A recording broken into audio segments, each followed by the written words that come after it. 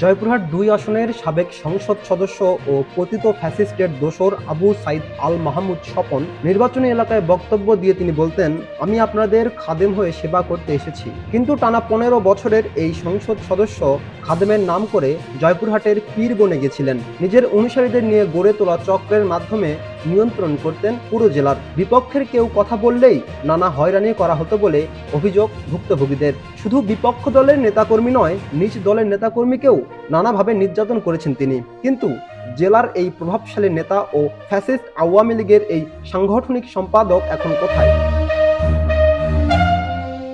কেন্দ্রীয় নেতা হয়ে আওয়ামী লীগ সরকারের পুরো সময় যেন আলাদিনের চারাক পেয়েছিলেন আবু সাইদ আল মাহমুদ স্বপন, যার মাধ্যমে অঢেল সম্পদের মালিক হয়েছিলেন তিনি।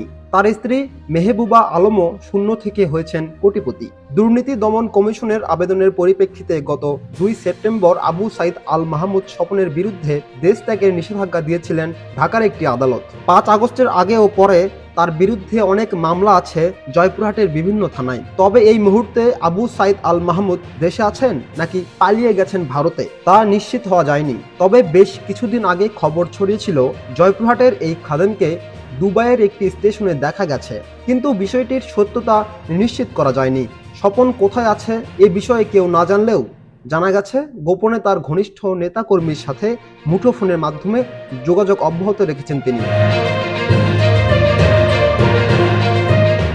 খোঁজ নিয়ে জানা গেছে দলের কেন্দ্রীয় সাংগঠনিক সম্পাদক আবু সাইদ আল মাহমুদ জয়পুরহাটে তেমন অবস্থান করতেন না। তবে জয়পুরহাটে তার একটি বিশাল শক্তিশালী চক্র ছিল। চক্রের অন্যতম সদস্য জয়পুরহাট পৌরসভার সাবেক মেয়র মুস্তাফিজুর রহমান, কালাই উপজেলা পরিষদের সাবেক চেয়ারম্যান মিনফুজুর রহমান মিলন, খ্যাতলাল উপজেলা পরিষদের সাবেক চেয়ারম্যান মুস্তাকিম মণ্ডল, আক্কেলপুর উপজেলা পরিষদের সাবেক চেয়ারম্যান মোকাদ্দেস আলী মাস্টার সহ জেলায় ছড়িয়ে ছিটিয়ে থাকা অনেক নেতা ও কর্মী এই চক্রের অংশ ছিলেন বলে অভিযোগ পাওয়া গেছে। ৫ আগস্টের পর চক্রের সদস্যরা আত্মগোপনে চলে গেছেন। আওয়ামী লীগের এই দোসরের হাত থেকে রক্ষা পায়নি শিক্ষা প্রতিষ্ঠানগুলোও। আবু সাইদ আল মাহমুদ এমপি হওয়ার সুবাদে নির্বাচনী এলাকায় ৩টি উপজেলার ৪টি বেসরকারি কলেজের পরিচালনা কমিটি সভাপতি হয়েছিলেন। এগুলো হলো Akkelpur MR degree college, Khetlal Syed Altafunnesa degree college, Kalai degree college ও কালাই মহিলা ডিগ্রি কলেজ।